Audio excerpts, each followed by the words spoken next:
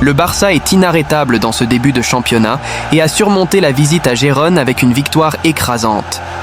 Un doublé de Lamine Yamal a envoyé le match à la mi-temps. Ensuite, Dani Olmo et Pedri ont terminé la séance plénière à 15h.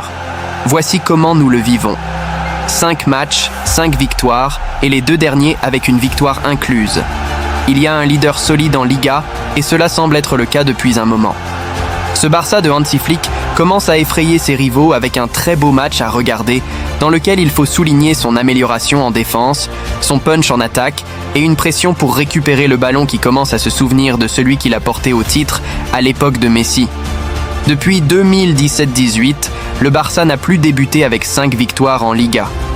Un beau début dans lequel Lamine Yamal doit se souligner, pas seulement pour le doublé réalisé qui est destiné à marquer une époque si ses blessures sont respectées. Il ne faut pas oublier ce qui est arrivé à Ansu Fati depuis qu'il a été blessé. Gérone est une équipe championne, mais elle a été rayée de la carte par une tempête sous la forme d'une équipe qui voulait se venger des défaites subies un an plus tôt contre Gérone. Ils en ont marqué 4, mais il aurait pu y en avoir beaucoup plus.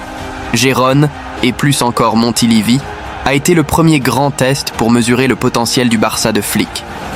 Les Blaugranas, après avoir remporté les 4 premiers matchs, sont arrivés à ce derby catalan avec de meilleures sensations que la saison dernière, lorsqu'ils avaient été battus par l'équipe de Michel lors des 2 matchs.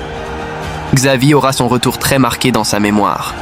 Mais ce Barça est différent, bien mieux travaillé physiquement et avec moins de doutes en défense.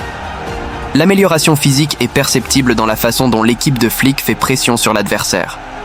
Même si les Gérones de Michel aiment la possession, ils ont eu du mal à conserver le ballon dans les premières minutes. Les Géronais, qui débutent mercredi en Ligue des Champions, n'ont été menacés que par les galops rapides de Bryan Gil. Un tir de Miguel Gutiérrez à la 18e minute fut la première arrivée locale.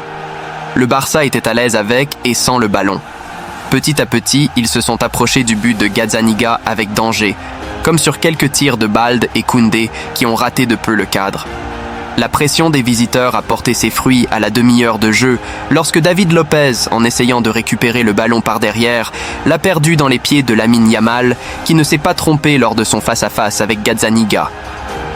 L'international espagnol, qui a débuté la saison à un niveau bien plus élevé que prévu, a scellé le match 7 minutes plus tard après avoir repoussé de peu un ballon suite à un coup franc. La supériorité du Barça en première mi-temps était écrasante, mais dans les 2 dernières minutes, Gérone avait une chance d'entrer dans le match. D'abord, avec un tir à bout portant de Bryan Gil qui a obligé Ter Stegen à réaliser un arrêt, puis avec un pénalty que Muniz Ruiz a accordé de la main d'Inigo Martinez, mais que le VAR a annulé alors qu'Abel Ruiz s'apprêtait déjà à le tirer. Un geste qui a ému les tribunes de Gérone, remplies de protestations contre l'arbitre galicien. Si une réaction de Gérone était attendue après la pause, Dani Olmo s'est chargé de la dissiper après 2 minutes, en portant le score à 0-3, avec une superbe main droite qui a surpris Gazzaniga en entrant dans le poteau qu'il couvrait. La signature de Dani Olmo a été vitale pour réactiver l'attaque du Barça par rapport à l'année dernière. 3e journée consécutive, au cours de laquelle Terrassa marque. Un but qui enlève toute émotion. Après 40 minutes de jeu, le 0-3 semblait impossible pour l'équipe de Michel. Rien n'a changé et le Barça a continué à dominer à sa guise. Pedri a culminé son grand match en marquant le 4e après une passe décisive de Casado.